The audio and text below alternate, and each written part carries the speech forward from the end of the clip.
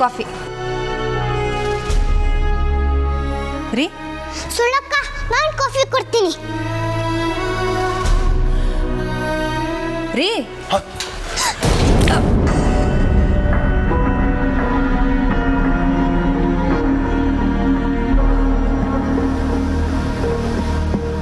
ಛೇ, ಕಾಫಿನ ಚೆಲ್ಬಿಟ್ಟಿಯಲ್ಲ. ನೋಡ್ಕೊಂಡು ಕೆಲಸ ಮಾಡಬೇಕು ಅಂತ ಗೊತ್ತಾಗಲ್ವಾ ನಿಂಗೆ? ರೀ ಮಾಯನ್ ಯಾಕೆ ಬೈತಿದ್ದೀರಾ? ಅವಳದ್ದೇನೂ ತಪ್ಪಿಲ್ಲ. ನೀವೇ ಯಾವುದೋ ಧ್ಯಾನದಲ್ಲಿದ್ರಿ, ಕಾಫಿ ಚೆಲ್ಕೊಂಡ್ರಿ.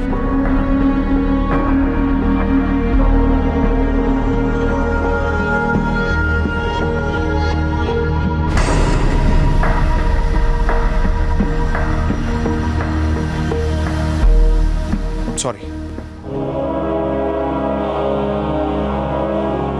ಸಂಜು ರೂಮಲ್ಲಿ ಒಬ್ಬಳೇ ಅಳ್ತಾ ಇದ್ಲು. ನೀವು ಅಲ್ಲೇ ಇದ್ರಂತಲ್ಲ, ಯಾಕೆ ಹಾಗೆ ಮಗು ಒಬ್ಬಳನ್ನೇ ಬಿಟ್ಟು ಬಂದ್ರಿ? ಹೌದು ಶಾಂತ, ಅಂಜು ಅಳ್ತಾ ಇದ್ಲು.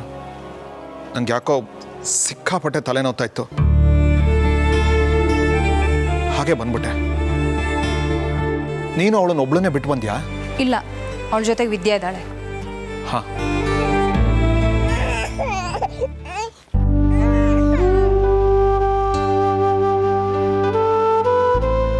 ಶಾಂತ, ಮಗು ಮತ್ತೆ ಅಳ್ತಾ ಇದೆ.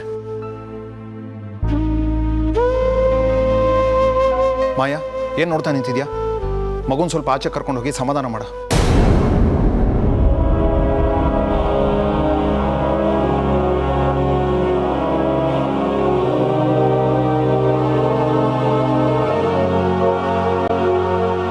ಕರ್ಕೊಂಡು ಹೋಗು. ಬೇಡಮ್ಮ, ಪಾಪುನ ಸುಳ್ಳಕ್ಕನ ಜೊತೆ ಕಳಿಸ್ಬೇಡ.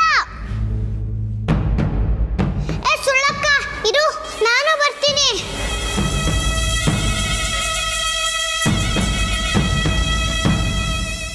ರೀ ತುಂಬ ತಲೆ ನೋಯ್ತಿದ್ಯಾ? ಯಾಕೆ ಇಷ್ಟೊಂದು ಡಿಸ್ಟರ್ಬ್ ಆಗಿದ್ದೀರಾ? ಪ್ಲೀಸ್ ಶಾಂತ, ನನ್ನನ್ನೇನು ಕೇಳಬೇಡ. ಸ್ವಲ್ಪ ಹೊತ್ತು ನನ್ನ ಪಾಡಿಗೆ ನಾನು ಬಿಟ್ಬಿಡು.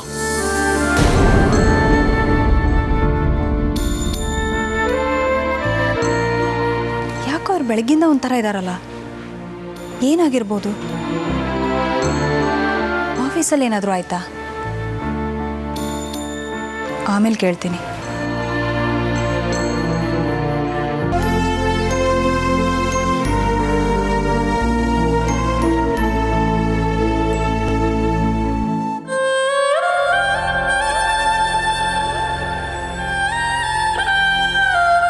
ರೀ ರೀ ಏನು ಯೋಚನೆ ಮಾಡ್ತಿದ್ದೀರಾ?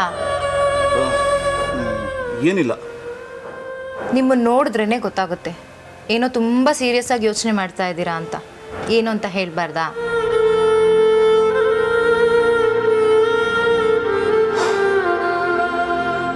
ನೀನು ಅಂಜಲಿ ನೆನಪಲ್ಲಿ ಏನಾದರೂ ಪೂಜೆ ಮಾಡಿಸ್ಬೇಕು ಅಂತ ಹೇಳಿದ್ಯಲ್ಲ, ಅದ್ರ ಬಗ್ಗೆ ವಿವೇಕ್ ಹತ್ರ ಮಾತಾಡಿದೆ.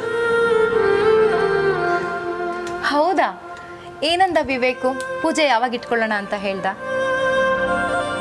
ಅವನು ಯಾವ ಪೂಜೆ ಪುನಸ್ಕಾರ ಏನು ಬೇಡ ಅಂತ ಹೇಳ್ದ. ಪೂಜೆ ಬೇಡ ಅಂತ ಹೇಳದ್ನಾ?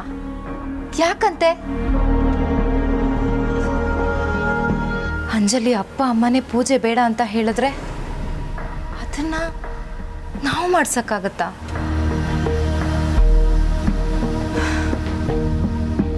ನೋಡ್ರಿ, ಆಗಿದ್ದಾಗೋಗ್ಲಿ, ಪೂಜೆನ ನಾವೇ ಮಾಡಿಸೋಣ. ಪೂಜೆಗೆ ಏನೇನು ಬೇಕೋ ಎಲ್ಲ ಏರ್ಪಾಡು ನೀವು ಮಾಡಿ, ಆಯ್ತಾ? ಇಲ್ಲ ಭಾರತಿ, ಈಗ ಇರೋ ಪರಿಸ್ಥಿತಿಲಿ ಈ ಮನೇಲಿ ಅಂಜಲಿ ಹೆಸರಲ್ಲಿ ಯಾವ ಪೂಜೆ ಆಗೋಕ್ಕೂ ಅವನು ಬಿಡಲ್ಲ. ಏನ್ರಿ ಹೇಳ್ತಾ ಇದ್ದೀರಾ ನೀವು?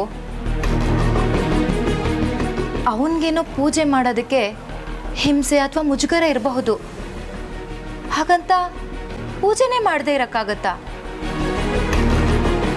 ಅಂಜಲಿ ಹೋದ ಮನೆ ಇದು. ಪೂಜೆ ಪುಣ್ಯಾಹ ಅಂತ ಏನು ಮಾಡಿಸ್ದೆ ಮಗುಗೆ ಅನ್ನಪ್ರಾಶನ ಹೇಗ್ರಿ ಮಾಡಿಸೋದು? ನಾನು ಅದನ್ನೇ ಹೇಳಿದೆ ಭಾರತಿ. ಆದರೆ ಅವನಂದ ಪೂಜೆ ಪುಣ್ಯ ಹೇಗೆ ಮಾಡಿಸೋದು ಬದುಕಿರೋ ಅಂಜಲಿಗೆ?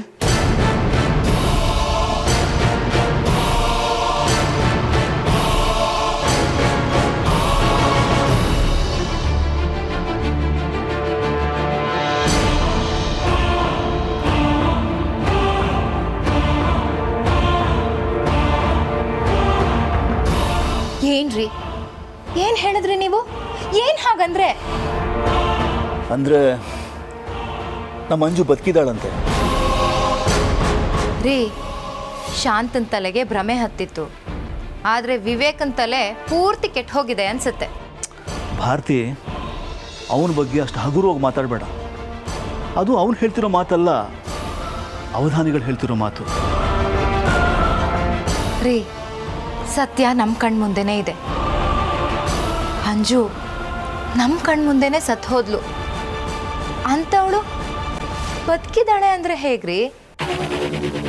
ಬರೀ ನಿಮ್ಮ ತಮ್ಮನ ತಲೆ ಅಲ್ಲ, ಆ ಔದಾನಿಗಳ ತಲೆನೂ ಕೆಟ್ಟು ಹೋಗಿದೆ ಅನ್ಸುತ್ತೆ. ಭಾರತಿ, ರೀ, ನಾನು ಹಾಗಂದೆ ಅಂತ ಬೇಜಾರು ಮಾಡ್ಕೋಬೇಡಿ. 60ಕ್ಕೆ ಅರಳೋ ಮರಳೋ ಅಂತಾರೆ. ಆ ಔದಾನಿಗಳಿಗೂ ವಯಸ್ಸಾಗಿದೆ, ಅವ್ರಿಗೆ ಭ್ರಮೆನೋ ಚಿತ್ತಭ್ರಾಂತಿನೋ ಇರಬೇಕು. ಹಾಗಂತೀಯ? ಮತ್ತಿನ್ನೇನ್ರಿ, ಅಂಜು ಬದುಕಿದಾಳೆ ಅಂದರೆ ಅದಕ್ಕಿಂತ ಅಪಹಾಸ್ಯ ಇನ್ನೇನಿದೆ? ಅದನ್ನು ಯಾರಾದರೂ ನಂಬೋದಕ್ಕೆ ಸಾಧ್ಯನಾ? ಅವಧಾನಿಗಳು ಯಾಕೆ ಹಾಗೆ ಹೇಳಿದ್ರು? ಕೆಲವರು ಅವ್ರ ಮನಸ್ಸಿನ ಭ್ರಾಂತಿ ಕಲ್ಪನೆಗಳಲ್ಲೇ ಸುಖವಾಗಿರ್ತಾರೆ. ನಿಮ್ಮ ತಮ್ಮನ ಸಮಾಧಾನಕ್ಕೋಸ್ಕರ ಅವ್ರು ಹಾಗೆ ಹೇಳಿರ್ಬೋದು.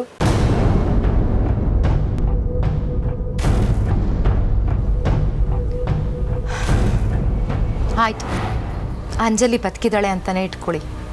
ಹಾಗಿದ್ರೆ ಅವಳಿಗೆ ಎಲ್ಲಿದ್ದಾಳೆ? ಇಷ್ಟು ದಿವಸ ನಮ್ಗೆ ಯಾಕೆ ಗೊತ್ತಾಗಲಿಲ್ಲ? ಅವಳೇನು ಸಮಾಧಿಯಿಂದ ಮಮ್ಮಿ ಥರ ಎದ್ದು ಬರ್ತಾಳ?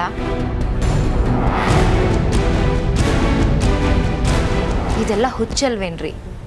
ನಿಮ್ಮ ತಮ್ಮನಿಗೆ ಬುದ್ಧಿ ಹೇಳೋದು ಬಿಟ್ಟು ಇದನ್ನೆಲ್ಲ ಬಂದು ನನ್ನ ಹತ್ರ ಹೇಳ್ತಿದ್ದೀರಲ್ಲ.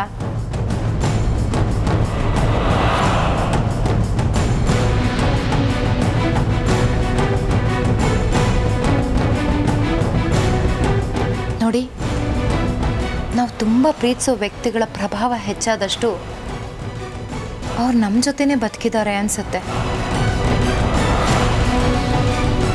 ಮಾನಸಿಕವಾಗಿ ನಾವು ಅವ್ರ ಜೊತೆನೇ ಬದುಕ್ತಿದ್ದೀವಿ ಅನ್ನೋ ಇಲ್ಯೂಷನ್ ಶುರುವಾಗುತ್ತೆ. ಆದಷ್ಟು ಬೇಗ ಅದರಿಂದ ಆಚೆ ಬರಬೇಕು. ಇಲ್ಲದೆ ಹೋದರೆ ಹುಚ್ಚಿಡ್ದಂಗೆ ಆಗುತ್ತೆ ರೀ. ಪ್ಲೀಸ್ ರೀ, ನೀವು ನನ್ನ ಹತ್ರ ಹೇಳ್ದಂಗೆ ಈ ವಿಷಯನ ಬೇರೆ ಯಾರ ಹತ್ರನೂ ಹೇಳೋಕ್ಕೆ ಹೋಗಬೇಡಿ. ಹೇಳಿದ್ರೆ ನಿಮ್ಮ ತಲೆನೂ ಸರಿ ಇಲ್ಲ ಅನ್ನೋ ಅನುಮಾನ ಬರುತ್ತೆ. ಅಂಜಲಿ ಬದುಕಿರೋದಕ್ಕೆ ಸಾಧ್ಯನೇ ಇಲ್ಲ.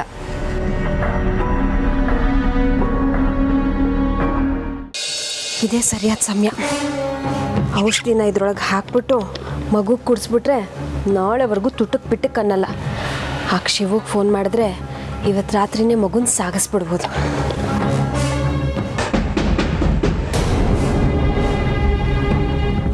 ರೀ, ನೀವು ನನ್ನಿಂದ ಏನೋ ಮುಚ್ಚಿಡ್ತಿದ್ದೀರಾ, ನನ್ನನ್ನು ಅವಾಯ್ಡ್ ಮಾಡ್ತಿದ್ದೀರಾ, ನನ್ನಿಂದ ದೂರ ಆಗ್ತಿದ್ದೀರೇನೋ ಅನಿಸ್ತಿದೆ. ಸಂಜು ಮೇಲೆ ಮೊದಲಿದ್ದ ಪ್ರೀತಿ ಕನ್ಸರ್ನು ನಿಮಗಿಲ್ಲ ಅನಿಸುತ್ತೆ.